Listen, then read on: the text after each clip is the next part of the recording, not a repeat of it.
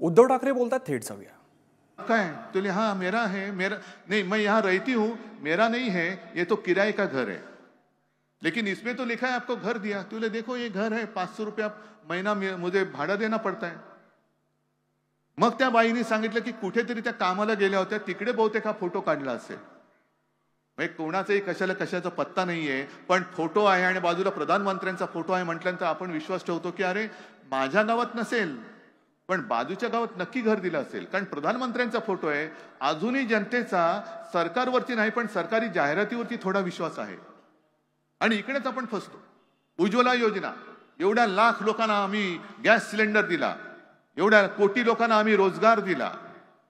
कुठे आहे, कुठे रोजगार कुठे आहे? आणि संपूर्ण वागडी जी तुम्ही फिरता, आम्ही सगळेच फिरतो आहोत, तुम्ही सुद्धा फिरतात, तुम्ही तर जनतेमध्येच असता. जिथे जिथे जातो तिथे तिथे असंतोष आहे. शेतकरी आक्रोश करतोय, कामगार आक्रोश करतोय, विद्यार्थी आक्रोश करतोय, पण सगळ्यांच्या मनामध्ये एकच भीती आहे की ईव्हीएम मध्ये काय होणार. बरोबर ना? तुमच्याही मनात आहे ईव्हीएमचं काय, ईव्हीएमचं काय, ईव्हीएमचं काय. असा एक संभ्रम निर्माण केला जातोय की काय वाटेल ते झालं तरी ईव्हीएम मध्ये ते घोटाळा करतील आणि ते जिंकतील. अजिबात नाही. या वेळेला जर त्यांनी तसा प्रयत्न केला, उघड उघड असंतोष, रोष दिसतोय, सरकार विरुद्ध रोष दिसतोय, पण ईव्हीएम मध्ये घोटाळा करून जर भाजपा जिंकलं तर देशात मध्ये असंतोषाचा भडका उडाल्याशिवाय राहणार नाही. एवढा तीव्र असंतोष हा जनतेमध्ये आहे. करून बघाच, ईव्हीएम घोटाळा करूनच बघा तुम्ही. कारण प्रत्येक वेळेला काहीतरी एक, म्हणजे आता तेलंगणामध्ये काँग्रेस जिंकली, मग ईव्हीएम कुठे गेली, इकडे ते जिंकले, मग ते कुठे गेलं. नाही पण देशभर जो एक आक्रोश आहे, आणि मी तर जातो लोकांमध्ये, जातो शेतकऱ्यांमध्ये जातो. इथे कोणी शेतकरी असल्याचा प्रश्न नाहीये, पण ग्रामीण भागामध्ये माझ्या जाहीर सभेमध्ये जवळपास सगळेच्या सगळे शेतकरी असतात. मी विचारतो शेतकरी किती आहेत, हात वर करा. मग शेतकरी सगळे हात वर करतात आणि त्यांना मी सरळ विचारतो, मी मुख्यमंत्री असताना महाविकास आघाडी सरकारने जे तुमचं कर्ज माफ केलं होतं, कर्जमुक्ती केली होती, ती तुम्हाला मिळाली होती की नाही ते सांगा, उघड सांगा. आणि मी चॅनलच्या समोर विचारतो त्यांना. सगळेजण जोरात ओरडून सांगतात हो मिळाली होती. आपत्तीमध्ये जी मदत महाविकास आघाडी सरकारने केली होती ती तुमच्यापर्यंत पोहोचली होती की नव्हती? सगळे सांगतात मिळाली होती. आता त्याच्यानंतर हा दुष्काळात 13वा महिना म्हणून हे घटनाबाह्य सरकार आलेलं आहे.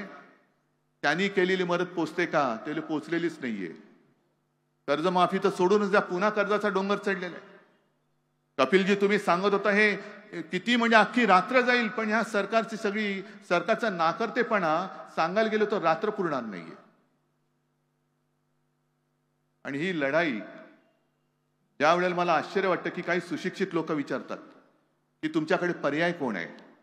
म्हटलं हा प्रश्न तुम्ही भाजपला विचारा, भाजपकडे पर्याय कोण आहे.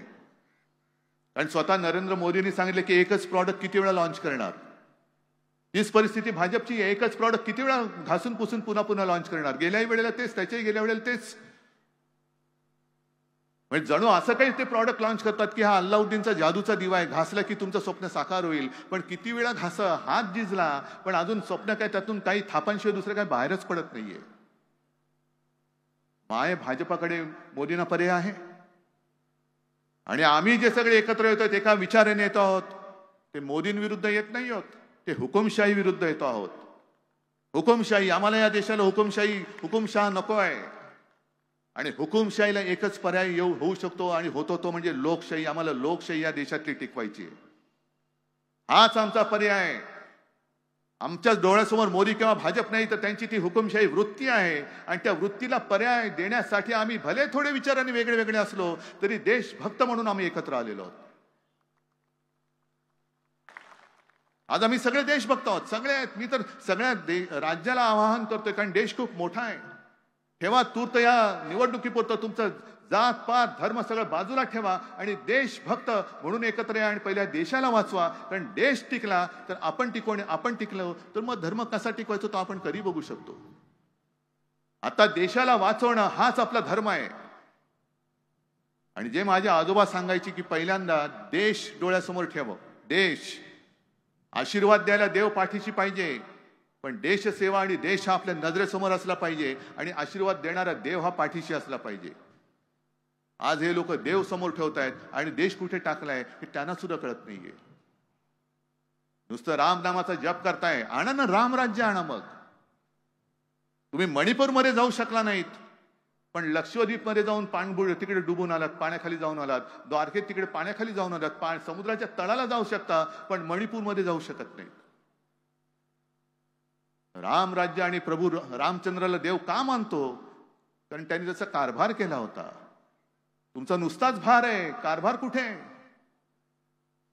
हे राम राज्य नाही. आम्हाला नुसतं प्रभू श्री रामचंद्र नाही, आम्ही राम, सीता, लक्ष्मण, हनुमान सगळ्यांचे आम्ही पुजारी आहोत.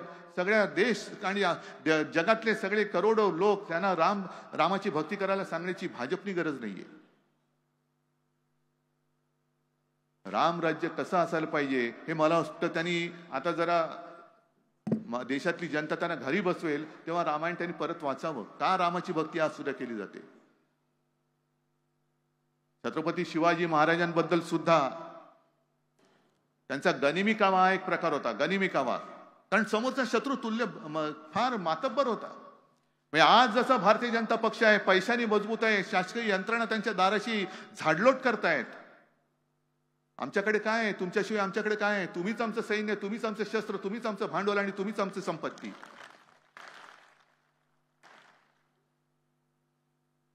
छत्रपती शिवाजी महाराजांनी सुद्धा गनिमी कावाचा तेव्हा अवलंब केला होता. पण संपूर्ण इतिहासामध्ये एक सुद्धा उल्लेख असा नाही की छत्रपती शिवाजी महाराजांनी त्यांच्या मित्राला दगा दिला. एक सुद्धा उदाहरण मिळणार नाही. तुम्ही नावं मोठी मोठी घेतायत, प्रभू रामचंद्राचं घेताय, छत्रपती शिवाजी महाराजांचं घेताय, पण त्यांच्यापैकी काहीतरी एक कण तरी तुमच्यामध्ये आलाय का हा पहिला विचार करा. आणि म्हणून मला तुम्हाला सगळ्यांना सांगायचं की ही लढाई, मला एका गोष्टीचं नक्की समाधान आहे. माझ्या आधी देखील मुख्यमंत्री झाले, माझ्या नंतर तर घटनाबाह्य झालेच आहेत, उद्याही होतील. ही मुख्यमंत्र्यांची यादी आणि मुख्यमंत्र्यांची पाठी वाढत जाईल. पण संपूर्ण महाराष्ट्रामध्ये कुटुंबातील एक हा जो तुम्ही मला सन्मान दिलेला आहे, हे सौभाग्य दुसऱ्या कोणत्याही मुख्यमंत्र्याच्या नशिबी अजून तरी आलेलं नाहीये. आणि म्हणूनच मी लढाईला मैदानात उतरलेलो आहे. कपिल जे आहेत, निखिल जे आहेत, सगळेच व्यासपीठावरील मान्यवर त्यांच्या परीने मातब्बर आहेत. तुम्ही सगळेजण आलेला आहात. ही लढाई माझी एकट्याची नाहीये. उद्धव ठाकरेला परत मुख्यमंत्री व्हायचे, उद्धव ठाकरेला पंतप्रधान व्हायचे, म्हणून ही लढाई नाहीये. ही लढाई तुमच्या भावी पिढ्यांची आहे. तुम्ही विचार केला पाहिजे की तुमच्या ज्या पिढ्या ज्या आणखीन 20 वर्षांनी 50 वर्षांनी या देशात राहणार आहेत, त्या लोकशाहीतेने राहायला हवं का हुकुमशाहीमध्ये राहायला पाहिजे हे तुम्ही ठरवायचंय. आणि तुमचं मत तुम्ही द्या. ज्याला हुकुमशाही, मी तर म्हणतो हुकुमशाही प्रेमी आणि लोकशाही प्रेमी अशी लढाई आहे. आणि मला खात्री आहे की ज्या पद्धतीने उत्स्फूर्त प्रतिसाद मिळतोय,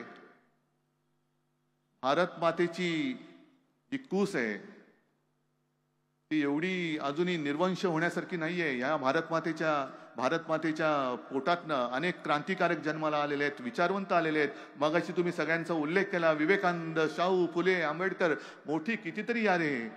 तीच भारत माता ही गुलामगिरी पुन्हा स्वीकारू शकणार नाही. आणि गुलामगिरीचा अंत करण्याची कदाचित मोठी जबाबदारी ही छत्रपती शिवाजी महाराजांनी आपल्यावरती सोपवली नसेल ना.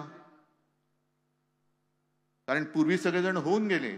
अगदी आणीबाणीच्या काळामध्ये सुद्धा दिग्गज साहित्यिक सुद्धा उतरले होते. पु ल देशपांडे होते, दुर्गाबाई भागवत होत्या, मोठमोठे विचारवंत होते, जयप्रकाश नारायण होते. अंधेरे में एक प्रकाश. आता हा प्रकाश आपल्याला पुढे न्यायचा आहे.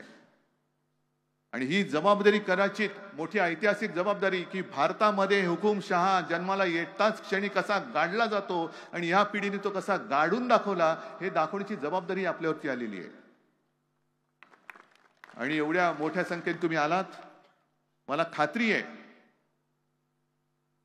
जे बिहारमध्ये होतं असं म्हणतात की बिहारमध्ये तेव्हा ती सुरुवात झाली होती गांधी मैदानापासून. पण माझा महाराष्ट्र सुद्धा देशाला दिशा दाखवतो आणि महाराष्ट्र जे करेल ते संपूर्ण देशासाठी करेल. आणि पहिला हुकुमशाहीचा पराभव, पहिलं हुकुमशाहीचं थडगं हे छत्रपती शिवरायाचा महाराष्ट्र बांधून दाखवल्याशिवाय राहणार नाही. हा एक आत्मविश्वास बाळगतो. तुम्हाला सगळ्यांना धन्यवाद देतो, शुभेच्छा देतो. जय हिंद, जय महाराष्ट्र.